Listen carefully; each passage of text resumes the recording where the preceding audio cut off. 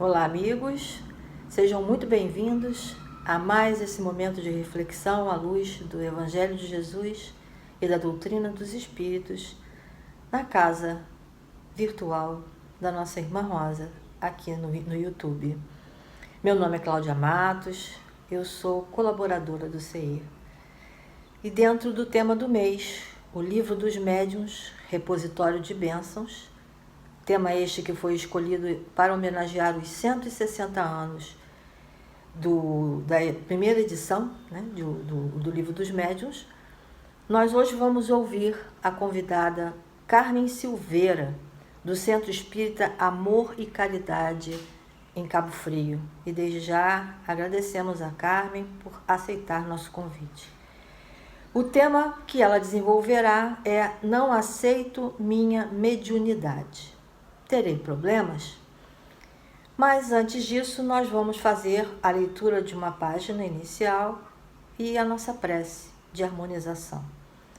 A leitura é também do livro Seara dos Médiuns, livro escolhido este mês, e será o texto número 88, Mediunidade e Trabalho, da reunião pública de 5 de dezembro de 1960, questão número 301, 10º parágrafo.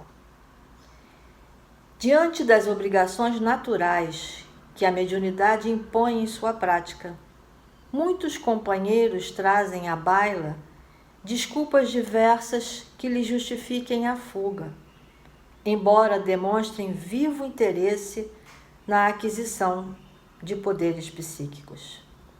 Afirmam que a tarefa exige muito trabalho. Entretanto, ninguém consegue cultivar viçoso canteiro de couves sem dispensar-lhe assistência contínua. Alegam que o assunto é quase sempre tumultuado por muitas criaturas ignorantes, esquecendo-se de que eles mesmos, sem os benefícios da escola, estariam compulsoriamente entre elas. Asseveram que a realização reclama longo tempo. Contudo, a obtenção de um título especial em qualquer profissão solicita a experiência de anos a fio. Queixam-se de que o serviço atrai o sarcasmo de muita gente. Mas se o homem foge de semear, porque a lama da gleba lhe macule superficialmente os braços, ninguém lavraria a terra. Clamam que a obra grava pesados tributos em disciplina.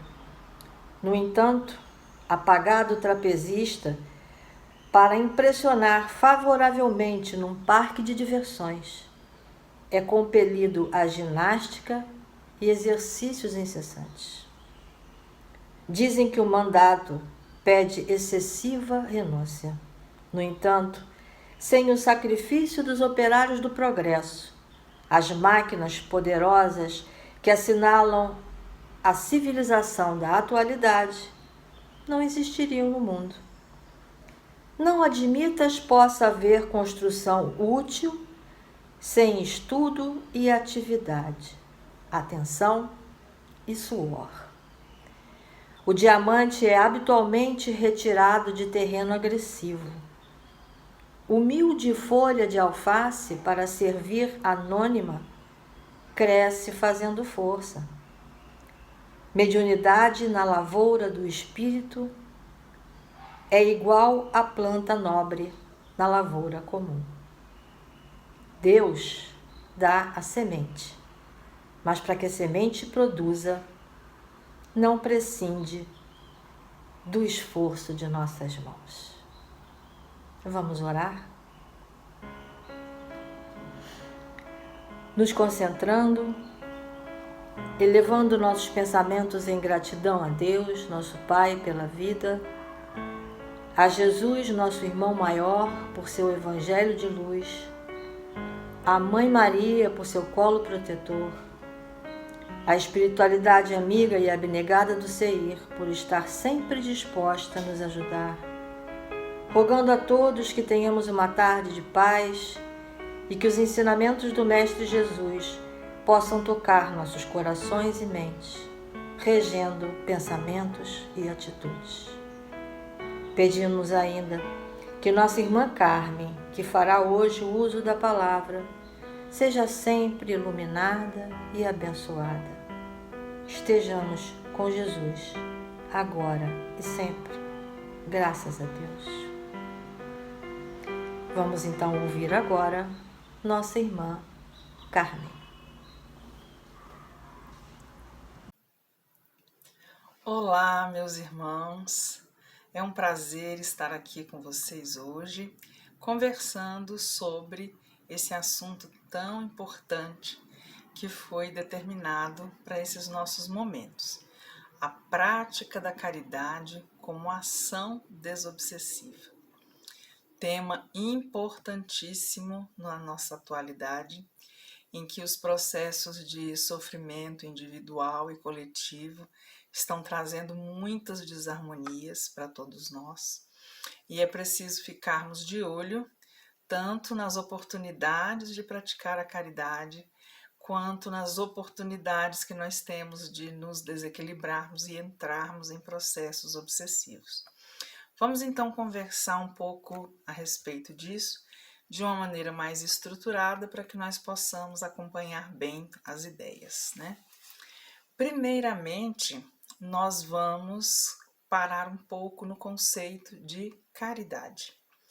Essa é uma palavra que existe na língua portuguesa há bastante tempo, existe em outros idiomas também, e no nosso idioma ela é uma palavra feminina que caracteriza uma virtude.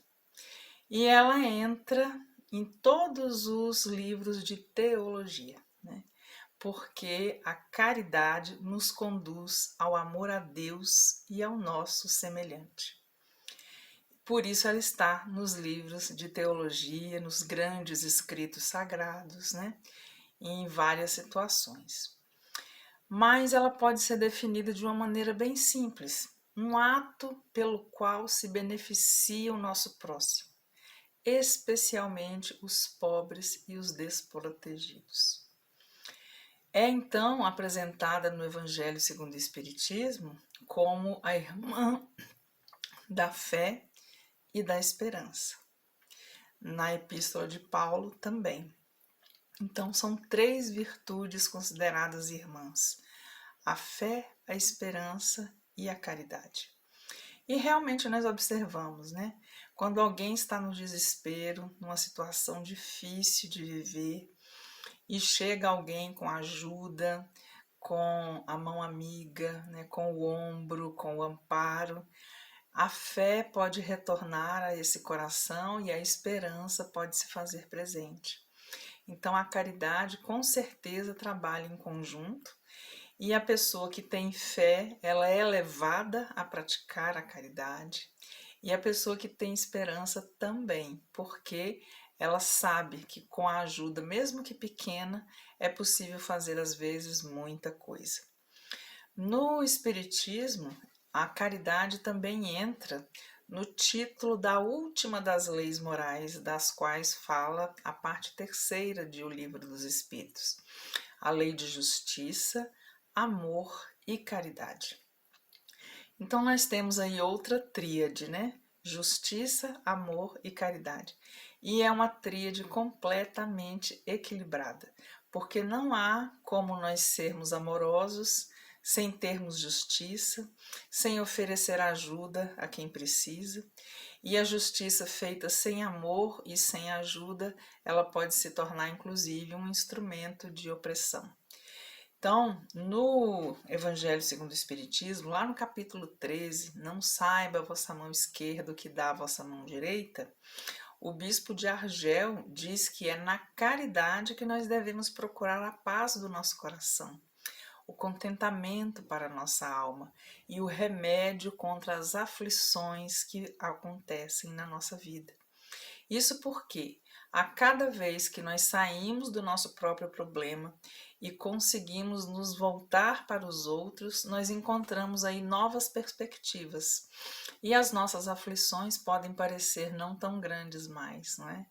É claro que nós também gostamos que as pessoas prestem atenção àquilo que nos aflige, porque é preciso que nós nos ajudemos uns aos outros.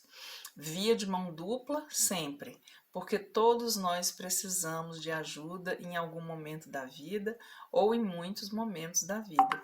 E também podemos oferecer essa mesma ajuda em muitos momentos da nossa existência, mesmo que nós não tenhamos muito recurso material.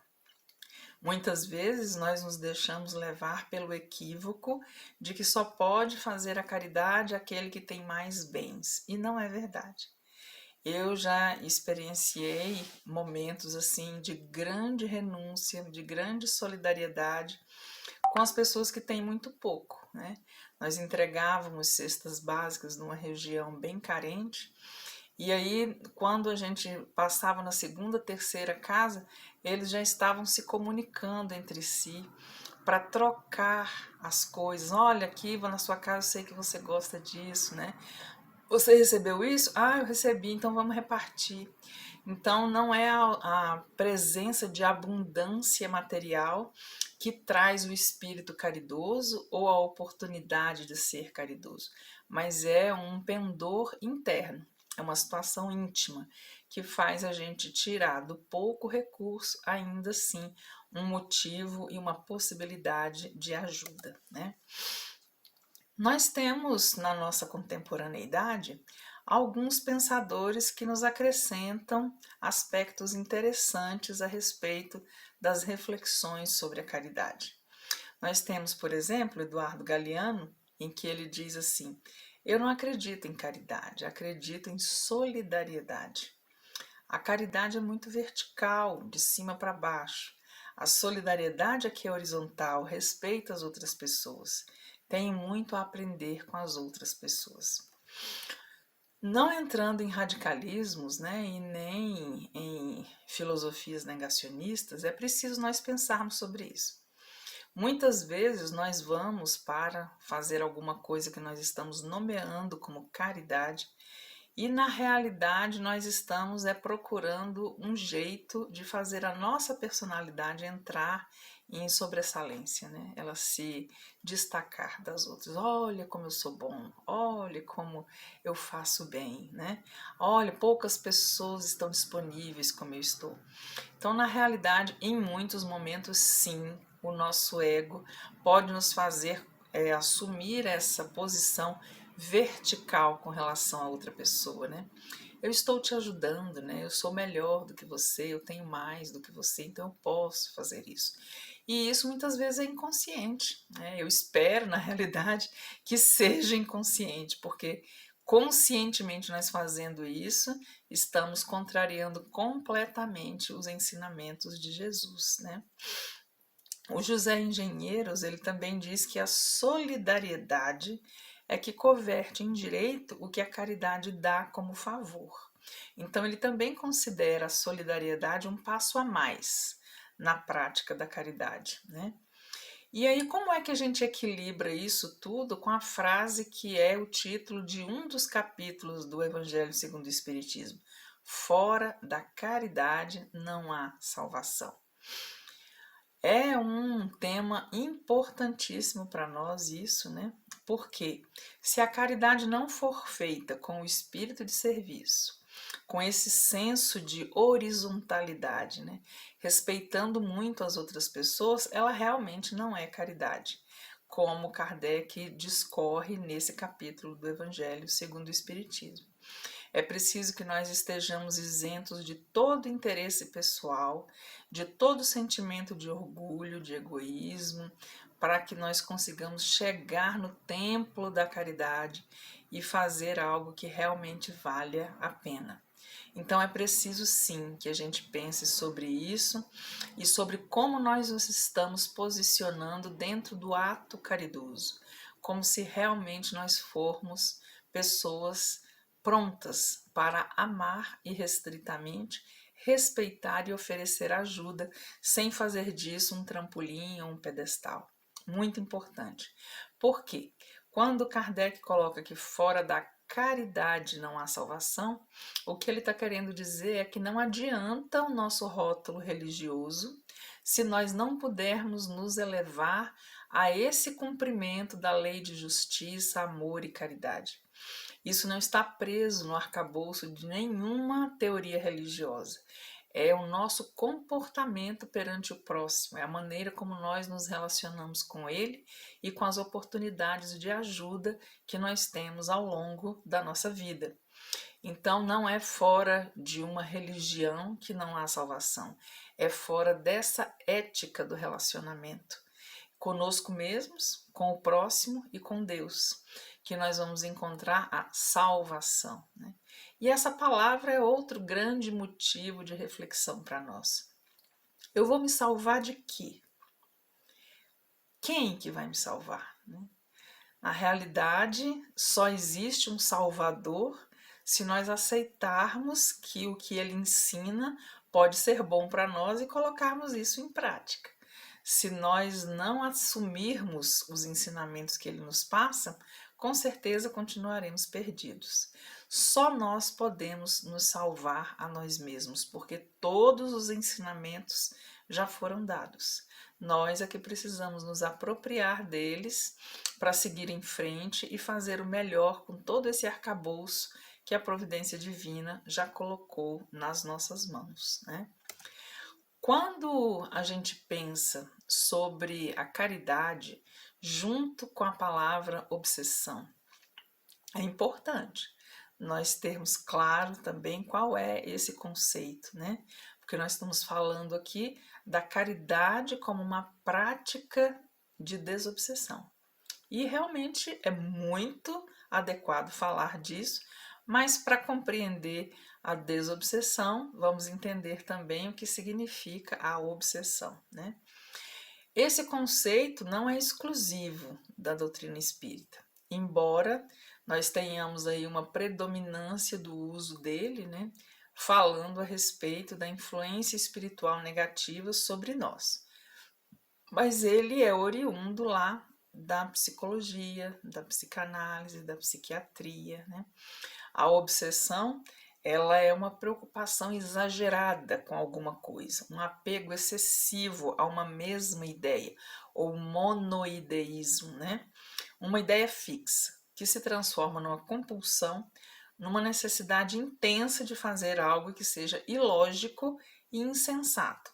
Como, por exemplo, curtir uma obsessão pelo dinheiro, ou pela beleza, ou pelo lazer, né? Ou pelo sexo, ou pelo jogo, né? Nós temos aí vários processos de fragilização da nossa vontade que desembocam em processos obsessivos, né? Dentro do espiritismo, a obsessão pode ser conceituada como um processo de influenciação negativa de um espírito sobre o outro. E nesse processo, a vontade da pessoa influenciada vai sendo gradativamente minada pelo influenciador. E esse processo pode resultar em uma obsessão simples, da qual a gente sai com um esforço relativo, mais pequeno, uma fascinação, que já é um envolvimento completo das ideias, em que o espírito obsessor ele realmente se vincula à mente do obsidiado de uma tal forma que ele não aceita mais receber ideias, conselhos, palavras, diálogos de ninguém. É como se ficasse um sistema fechado, da mente do obsessor para a mente do obsidiado, e naquele circuito não entraria mais nenhum ingrediente, né, vindo de nenhum lugar. Isso é gravíssimo, coloca-nos em situações extremamente perigosas, porque quando você perde o senso de dialogar, perde a capacidade de criticar as suas ações, e na fascinação isso acontece, nós não temos uma saída muito boa, né? Porque a gente entra no reforço das ideias negativas, fixas o tempo todo, e ficamos com a mente em desordem. Isso pode nos levar a promover e provocar vários problemas, vários conflitos, vários distúrbios na nossa vida pessoal, profissional, social e no mundo espiritual também. Um outro grau muito sério, que é o da possessão, é quando o espírito domina tão completamente a mente da outra pessoa que passa a governar também o seu corpo. Nós temos no Evangelho de Jesus muitos casos de cura de pessoas em estado de possessão, né?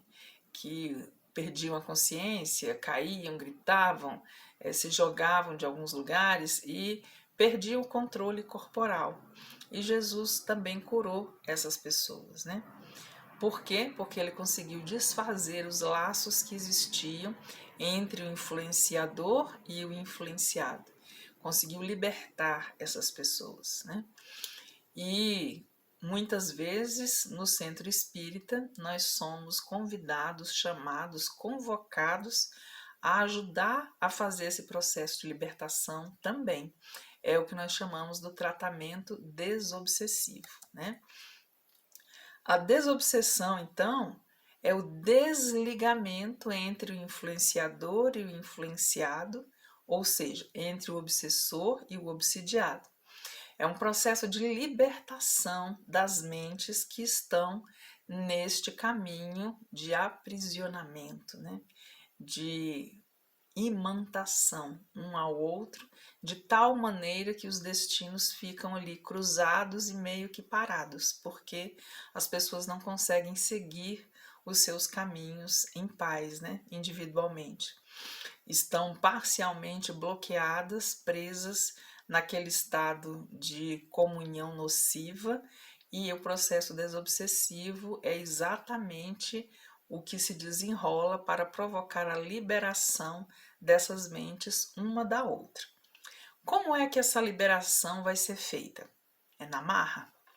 Eu vou puxar o espírito para um lado, puxar o obsidiado para o outro, e aí eles vão se separar? Né? Longe disso. Para que essas mentes fiquem libertas, é necessário que haja um processo de transformação moral do obsessor e do obsidiado. Então, nas reuniões de tratamento desobsessivo, o espírito vai se comunicar através da psicofonia, ele vai receber esclarecimento doutrinário, ele vai receber a influência do passe, da oração, de toda a ambiência eletromagnética da casa espírita, e ele vai ser deixado livre para retomar ou não. À medida em que ele for se esclarecendo, ele vai perdendo a vontade de influenciar negativamente a outra pessoa ou as outras pessoas que ele esteja obsidiando. E ele vai deixando de sentir essa vontade, essa é metade do serviço. Enquanto isso, o obsidiado precisa se transformar moralmente também para que os ímãs entre eles deixem de existir, que uma mente deixe de atrair a outra pela sua mudança vibratória. Isso é um processo muitas vezes longo, demorado, sofrido, pode ter idas e vindas, mas se ele for feito da maneira adequada e principalmente se o obsidiado mudar o seu comportamento mental, emocional e as ações e atitudes no mundo, o obsessor não vai ter mais acesso a ele. Por quê? Para que haja a influência, é necessário que haja uma afinidade. Se a pessoa mudou de faixa eletromagnética, essa afinidade não existe mais e ele não vai mais conseguir esse predomínio, né, de uma mente sobre outra, essa influência dessa forma tão forte e tão destrutiva muitas vezes. No Evangelho segundo o Espiritismo se fala da prática da caridade como algo que drena as nossas atitudes de egoísmo, de orgulho, de prepotência, né, de arrogância, e isso tudo é limpeza eletromagnética que vai redundar nisso que o Kardec trabalha lá no Livro dos Espíritos.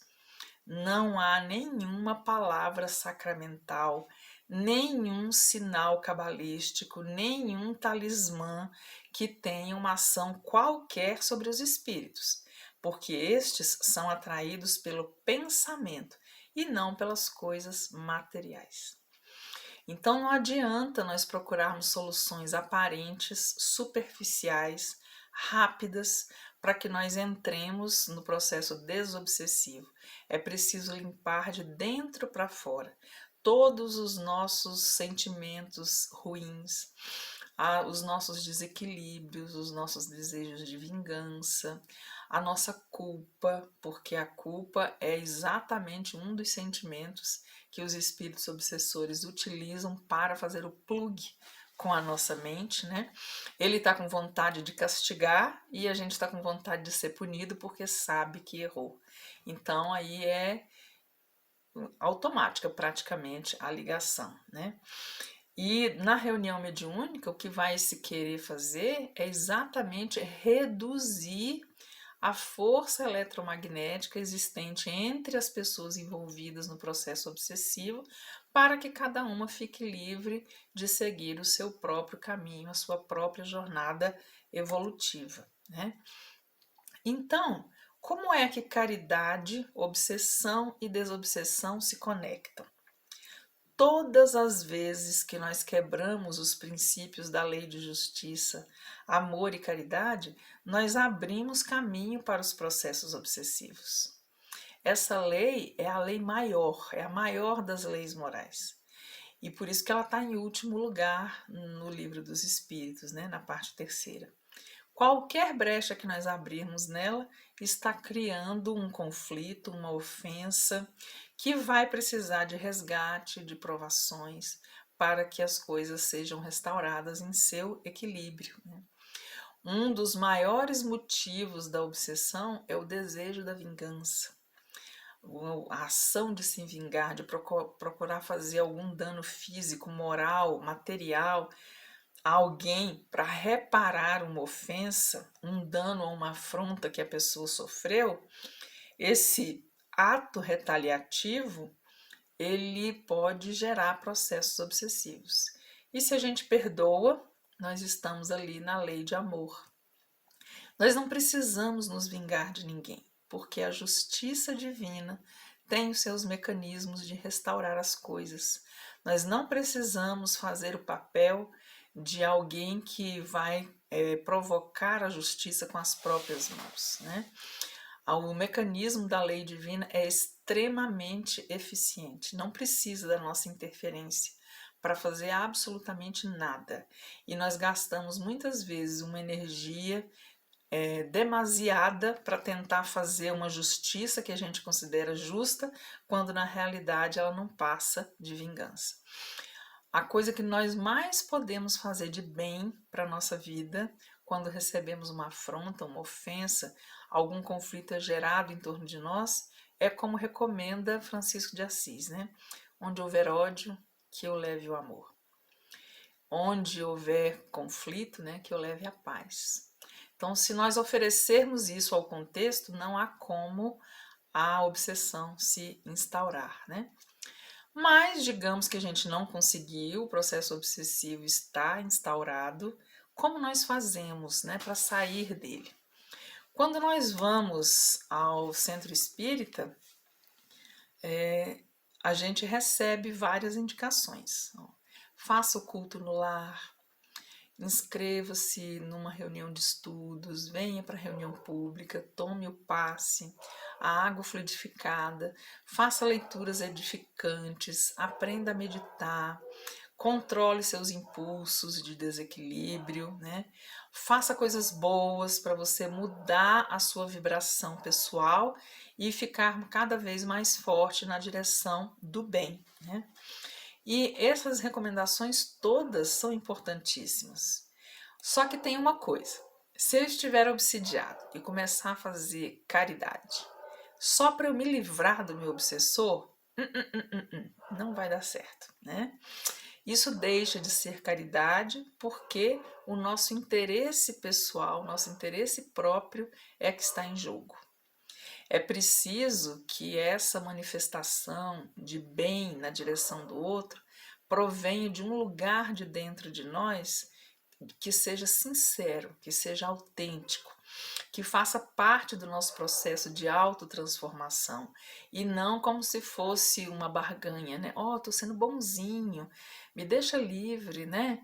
Ai, você tá vendo? Eu fiz isso aqui ontem, tô fazendo hoje. Seja um bom espírito, né? Vai cuidar da sua vida, me deixa aqui, eu já tô fazendo a caridade.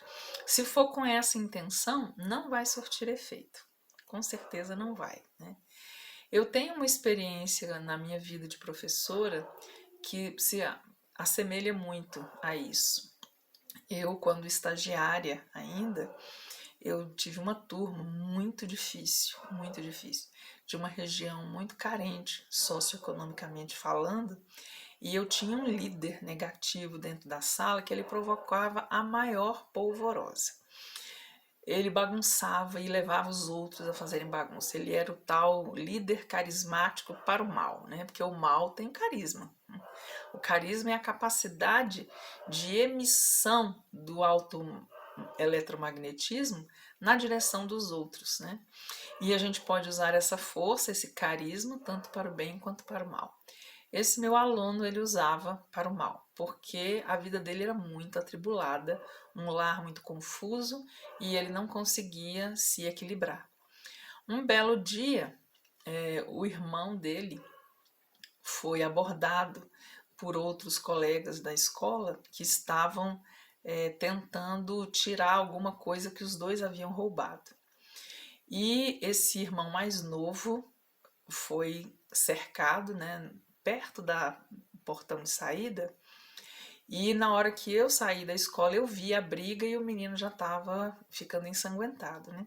Eu não hesitei, entrei no meio e separei, mandei correr e chamei o vigia e fui levando o menino para a sala da direção para a gente entrar em contato com a família e fazer os primeiros socorros até eles chegarem, né?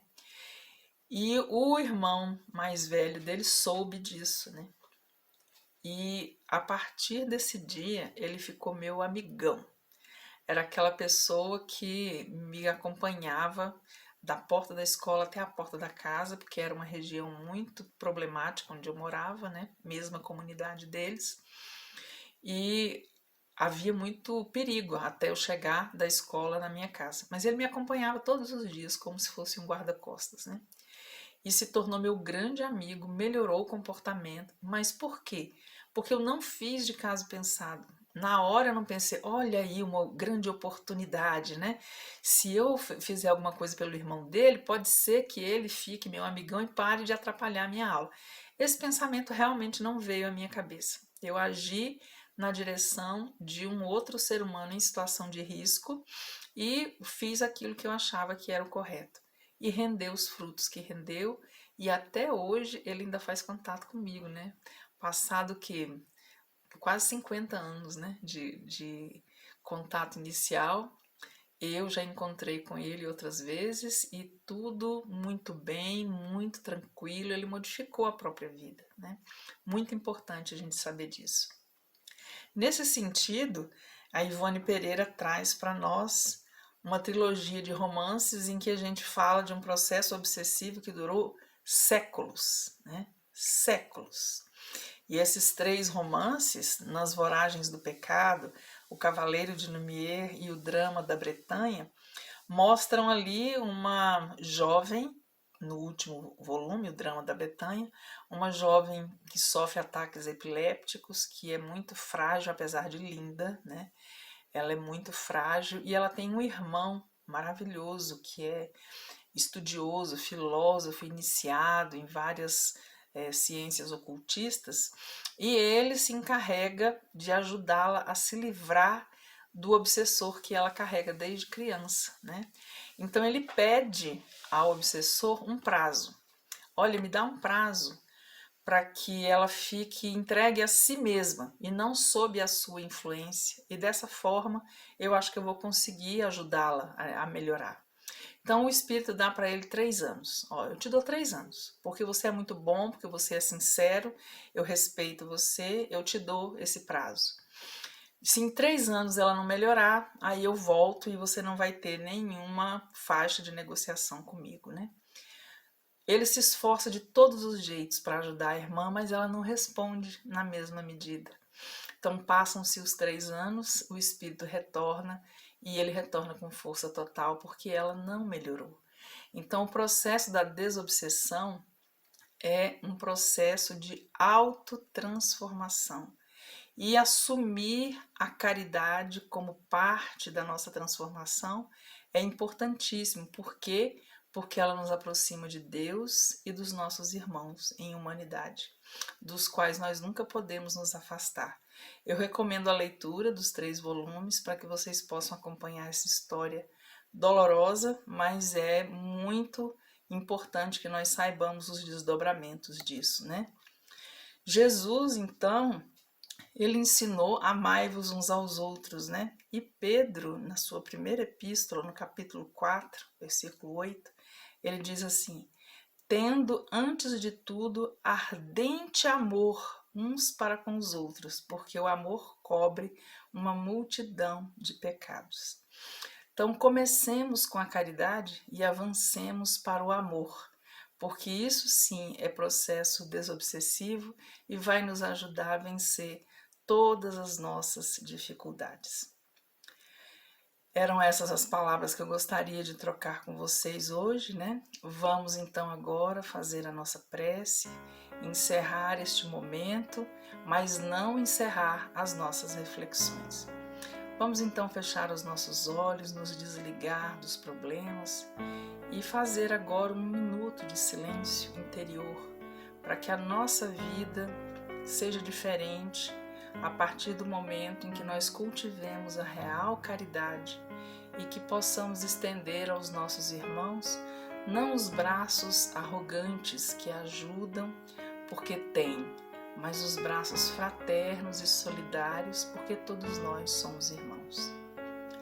Senhor Jesus, nós agradecemos nesse instante a esses momentos de reflexão e prece e te solicitamos, Senhor, que os teus mensageiros de luz fluidifiquem as nossas águas que estão aí à disposição para que os remédios adequados a cada um de nós sejam dispensados a esse líquido maravilhoso que mantém a vida na terra, que dissolve muitos miasmas e que pode carregar também os remédios espirituais.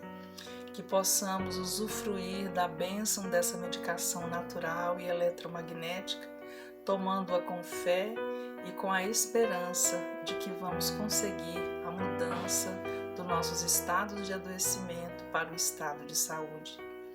Ajuda-nos, Senhor, a buscar hoje e sempre a caridade e a solidariedade, tendo sempre como objetivo maior a busca do amor que nos livra a todos de todos os males, das provas e das expiações que o nosso planeta ainda carrega para provocar a nossa evolução. Nós te agradecemos por tudo, Senhor, e encerramos este momento em teu nome. Que assim seja. Foi um prazer estar com vocês, meus irmãos, e até uma próxima oportunidade. Que Jesus nos abençoe hoje e sempre.